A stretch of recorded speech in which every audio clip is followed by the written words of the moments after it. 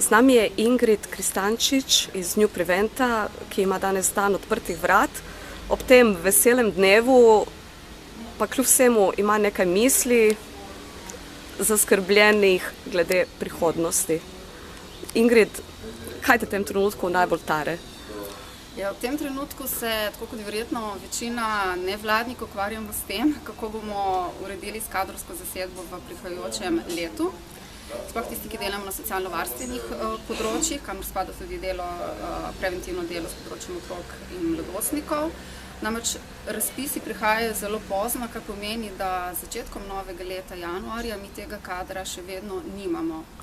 Je pa to za nas izrednega pomena, ker ko delaš z mladostnikom, je potrebna neka kontinuiteta. Preventiva je stvar odnosa in tako se dogaja, da praktično en delavec že odide, še preden recimo poglobi nek odnos z mladostnikom, ki je morda v stiski, ki rabi več individualnih pogovorov in je to za njega nekakšna, bom rekla, bolj zaupna, pomemben posameznik v življenju tega otroka.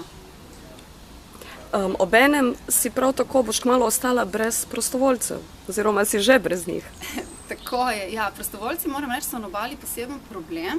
Zelo dobro imamo, bom rekla, delo na področju prostovoljstva oziroma vzgojnega dela z njimi, usmerjanja v prostovoljno delo še pri čisto tamajših, vrtec, osnovna šola, zatakne se že pri srednjih šolcih, bom rekla, zelo težko nekako motivirati za prostovoljno delo, bodisi tudi za delo v dnevnem centru. Posebna težava je potem, ker je večina naših prostovoljcev bila doma iz drugih koncev Slovenije, ker morda imajo večji čut za to solidarnost in potem, ko zaključijo študij, seveda odidejo nazaj v svoj kraj, vsaj večina, tako da smo se letos znašli še pred to težavo, da moramo enostavno posebno na novo oblikovati mrežo prostovoljcev.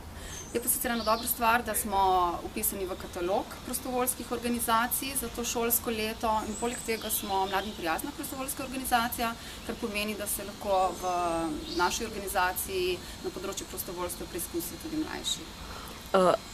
Kaj se bo zgodilo januarja? Boste še lahko ostali v teh prostorih, glede na to, da vam manjka financ, ne? Tako, ja. Prostore na srečo bomo imeli. Tukaj moram izredno pohvaliti krajevno skupnost, tako krajevno skupnost za Gradom, ki nam nudi oziroma omogoča vsebine dnevnega centra v njihovih prostorih, prav tako krajevno skupnost Žusterna. Mislim, da sta to dve krajevni skupnosti, ki se zelo zavedata problematiko odvisnosti od drog in njihove vloge kot krajevne skupnosti pri soočenju s to problematiko. Zdaj, problem bo seveda kadra, ne? Tako da enostavno ne vemo, kako bomo speljali. Potrebe pa definitivno zaznavamo.